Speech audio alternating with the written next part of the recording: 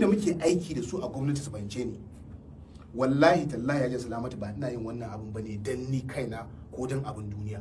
Duk mutumin da yake tunanin ni mu yi magajiri mun gado zai iya intimidating dina saboda abin duniya ya wahalar da kansa wallahi. Zai iya mun barazana saboda abin duniya. Mukami ba zai sani wani tunani in ce wai bari in zama compromise ba, amma haka kawai wani mutum ya rinka tunanin cewar a'a saboda dalili na ko dangantaka ta da gwamnati ba za a bincike ni ba ko kuma wannan hukuma ka ta bincike ni. In dai ni nake wannan chairman din ko na awa ɗaya ne wallahi tallahi ba zai samu nasara ba.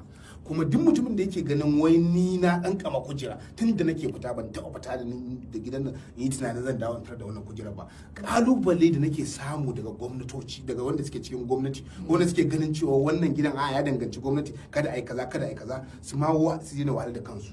Abu ɗaya ne, na farko ban tsoron cirewa, ban tsoron ka kama ni ka daure ni, ban tsoron duk wani abu wanda kake wanda to anan gaban ki an taɓa bada warrant aka ce a kawo wani saboda ina bincike. So nawa aka satin dina for contempt ban daina ba, ban kuma gaji ba saboda duk abin da kake yin shi with passion ka gama. Saboda haka wanda yake ganin cewa ko kuɗi ko mukami ko wani abu zai sa in yi sauki akan wannan wallahi ba da kansa yake. Za mu yi aiki tsakani da Allah da muka san cewa za mu taimaka wa mutanen jihar Kano. Akwai manyan attajirai a garin nan, akwai manyan masu kuɗi, akwai waɗanda suke rike da mukamin gwamnati. Kuma na faɗa duk wanda ya san ina zuwa gidansa mola ko nema ko wani makamanci haka in yi rufa min asiri Allah ya tona nasa.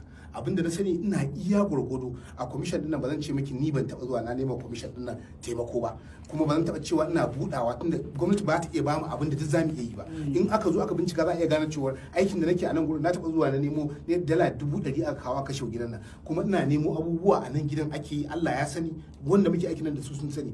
Amma a karan kankin kaina, karan kashin kaina, yes akwai mutanen da suke min abu personally su ne min, na gode musu kuma na gamsu da cewa su ne min kuma sun san ba roƙa ne ba. Amma ni je don wannan aikin ban yi shi don ya bani wani abu ba, kuma ba na tsoron wani abu da zai zo ya same ni. Saboda haka a shirye nake duk wani wanda yake ganin kalubale. Kuma albishirin da zama mutanen Kano, ko na bar anti corruption yau ni lauya ne mai zaman kanshi, sannan ina da chamber ina gyaranta, sannan police act ta yadda mutum ya kafa ya zama private detective, already muna apply. Sannan zan iya zuwa federal government nemo application, nemo PET da zan iya amfani da ita in yi wa al'umma hidimar da nake masa ana. Kar a manta kafin in shigo nan gidan ina da kungiya da nake wannan abu. Yau kuma na samu damar da na zama lauya zan yi wannan. A shirye nake. Wannan gwagwarmaya ce muka fara, bakin rai bakin fama.